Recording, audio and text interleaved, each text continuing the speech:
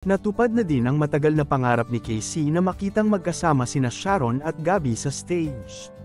Ang mga fans at followers ng magka-love team na Sharon Cuneta at Gabby Concepcion ay nagpunta sa SM Mall of Asia Arena para saksihan ang Dear Heart reunion concert ng dalawa. Ang highlight ng nasabing event ay ang partisipasyon ng kanilang anak na si Casey Concepcion. Umakyat si Casey sa stage at kumanta kasama ang kanyang mga magulang. Naging emosyonal ang lahat sa venue at ang iba ay di napigilang maluha. Hindi din napigilan ni Sharon ang kanyang mga luha at emosyon. Last night was a fairy tale come true. Thank you Lord sa pagkakataong ito na ma-experience ang once-in-a-lifetime reunion ni Mama and Papa.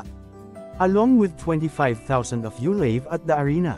Sorry for not sharing live updates last night, I savored every second of the night, that will forever be etched in my #DearHeart.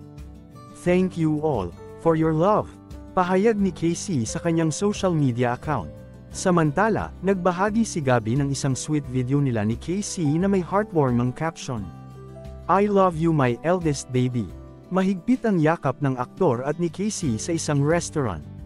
Pasimpleng ini-enjoy ng mag-ama ang sandali.